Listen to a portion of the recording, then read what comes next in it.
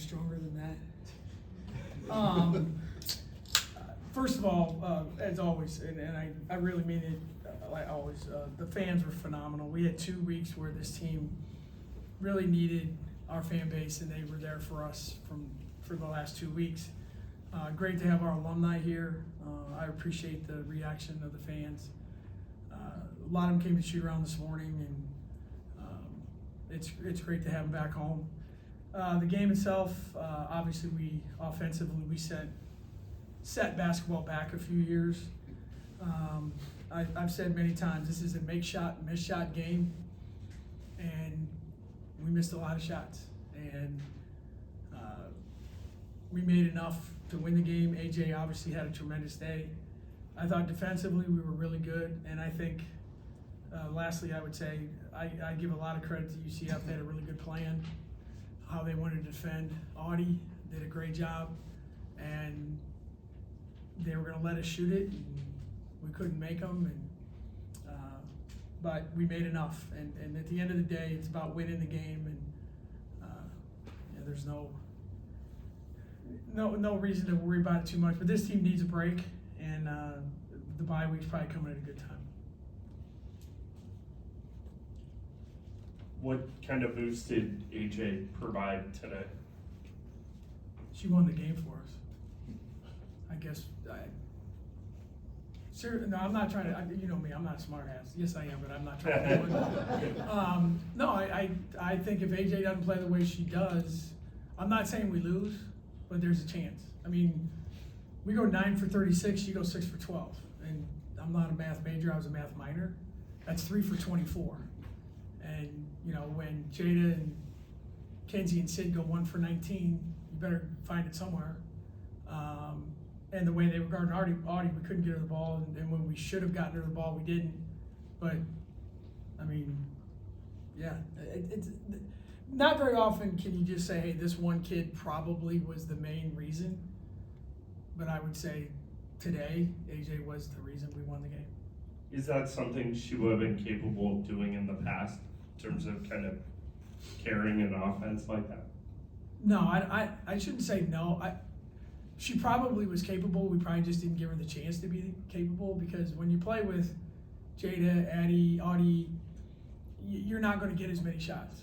And today, the way the game was going, we tried to get her as many shots as we could. Coach Ryan calls a lot of plays, and she called a lot of good plays for AJ. And you know, AJ knows when to shoot it, and I thought every look she got was in rhythm, and it just seemed like all 6 of them were big, but it just seemed like every time, like we couldn't stretch the lead, then she'd hit one, and it was like 7 to 10, 10 to 13. Like there was always that rhythm of her shot. So that's a credit to her. You had said you think the bye week comes at a good time. How do you think you'll benefit from it? We have some kids that need a rest. They really do. We haven't practiced a whole lot. You know, that's not an excuse. It's a fact. I mean, we're very limited with some of the people that can go. We got to be careful with Jada and AJ and Reese. They've all had issues. So practice. So I think you get your body back. You get tomorrow off. We'll do a short workout just to keep them occupied Monday. They'll get Wednesday off. And then when we get ready to go to Utah, it's a 3-week sprint to the finish line. And so I do think, even though we've won 4 games in a row and all, you want to just keep going, this group needs a break. And, we have some kids that are dealing with some family issues, so they won't be around. So it's a good time. What is the ideal response you ask out of your team when teams are putting so much defensive awareness into Audie? No, I mean, we practice every single day something different that we might see. We saw a similar thing when Baylor guarded her the way they did today with a different person. I think the big thing is the patience, the spacing. I thought Audie was very patient today. I mean, everyone's like, oh, Audie didn't do whatever. Just another double for her. Ho hum, tough day. But, she didn't panic, we got her 8 shots and, she had 4 of them, she made her free throws again. But yeah, we see everything and we keep trying to come up with, the issue we have, and it's not new, but every game it kind of comes up. We have some players that are really, they'd be really good in the old Iowa high school girls days when you played either offense or defense. We have some really good offensive players that struggle defensively. We have some defensive players that struggle offensively. But in this game, you have to play both ends of the court. So I've got to do a better job of figuring that out. But we work on it every day, and we try and be creative in what we think is going to happen. But sometimes you guess wrong.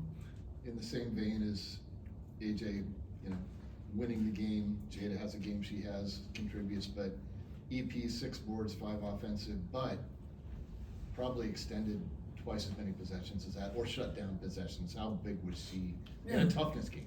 No, EP's going to play hard, and I think she's always going to have she's always going to have numbers on a stat sheet. She's not going to go in and play minutes and have a 0. There's going to be rebounds and shots and turnovers and assists, and obviously she struggles to shoot it, and we've got to figure out better ways for her to get better looks at the basket. But and I keep saying the same thing, our fans in my time here, our fans are the smartest, basketball savvy people in any place I've ever been, and there's a reason when EP goes in and out of games, the way they cheer for her, because they respect her effort. They respect that, there's a lot of times there's 10 people on the court and there's only one of them on the floor, and that's number 5 on our team. That tells you something, that she's going to do something and play hard. She will always play hard. It's not always the most efficient thing, but I'll take that, 22 minutes that impacted the game in a big way. And just one more real quick for me. The video montage for your 297th win, how neat was that? I guess, did it make you emotional? And then to see Sherry, and then of course Kim pop up there saying what she said, how did that hit? Yeah, no, it's very emotional, still is. I had a hard time keeping it together. I don't know that I did. I thought a lot about my parents. But no, that was so nice of those people to do that. People that you compete with, they don't have to do that kind of stuff. And then obviously Sherry and I, she's, if not my dearest friend in the profession, she's on the short list. And for her to do that was nice. And obviously Kim. And like I said, and I mean it sincere. There is no way. Yeah, our teams have won more Big 12 games, but there's no way that I should be in the same conversation with Kim Mulkey. That ain't happening. But again, I think it speaks to the love that they have for the game, the appreciation they have for the game, to be willing to do that. And Kim, you guys know Kim. She doesn't say anything she doesn't mean. But no, that was. For the coaches to do it, and certainly for those two, that's a video that I will say you can put that one in my casket. That one's going with me, so I can share with my parents. Hey Bill, Hi. Earlier you said basically AJ won us the game. I'm half joking when I say this. Do you want her to hear that? Like, is that something you want her to hear? I said it in the locker room, so it's okay. Okay. AJ's smart. She knows she did. No, that's a fair question though. Just the balancing of confidence versus big-headedness. Yeah. Anyway, I just want to ask about AJ. 6 for 12 on the stat sheet, but no coincidence, I'm sure, that she comes back and you guys kind of restart the win streak. What does she do for the other 4 players on the floor? Oh, wow, we might be here a while. No, I think she just, I think the first thing is she's a calming influence on everyone.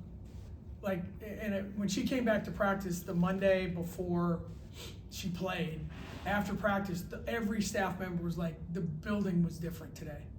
She knows what to do. She understands. She's a big part of the team. She understands though that she's not gonna get the attention that the other guys get. And I keep saying the same thing. In all my years of coaching, I've always felt like you need to have a kid, and the term I use is you need a kid with an extra heartbeat. AJ has an extra heartbeat because she loves Iowa State University. She loves it. Her parents, her father was a football player here, her brother was a football player here.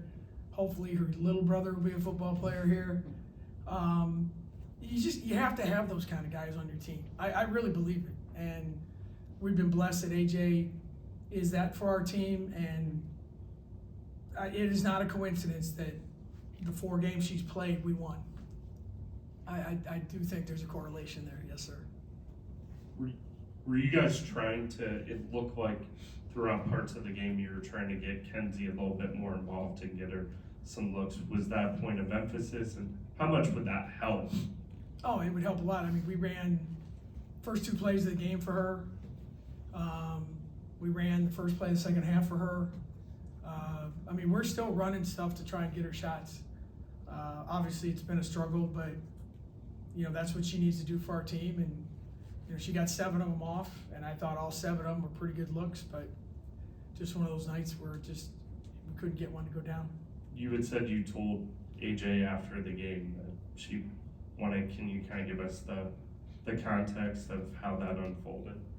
No, when I said in the locker room, I just said, you know, every game's different, and sometimes you got to find different ways to win it. And basically today, AJ needs to go to the press conference because she won the game with, you know, her teammates played defense and she made shots. And you know, and if the other guys don't like that, that's too bad because it's true. I'm not gonna lie to them. I didn't make up these stats. And the video, like I always tell them, the video and stats don't lie. And if they don't agree, then we'll have a discussion about it. They didn't want to come talk to us anyways. No. Yeah, they do. They like coming to talk to you guys. Sometimes. There was a lot of physicality down low Yeah. in the contest. How do you coach your players to not necessarily like complain to the officials, but Yeah. like react to what the officials are calling? No, I think that's a great question. I think the physicality in the women's game has gotten, I think physicality in basketball is way over the top. People don't want to watch hand-to-hand combat, in my opinion. I think the biggest thing we tell our kids is, like the crew today is a great crew to like, they'll talk to you. Just have a conversation. Just, hey, I think this is happening, or they'll say a couple times during the game today, they will say to me, hey, this is what we see. That's part of it. And then the other part of it is you got to play through it, control what you can. Because the part of our game that's different is we don't play above the rim. So all the contact, you know, it's not like you could be getting banged in a men's game. I just watched some BYU guy just jump over somebody and dunk it. You can't do that in our game. I mean, you got to play through the contact. So don't get frustrated. Like that's the thing. There's 13 people very involved in a basketball game, and the other 3 you better understand what they see too. And most of the time, our kids have been pretty good about it. Thank you, everyone.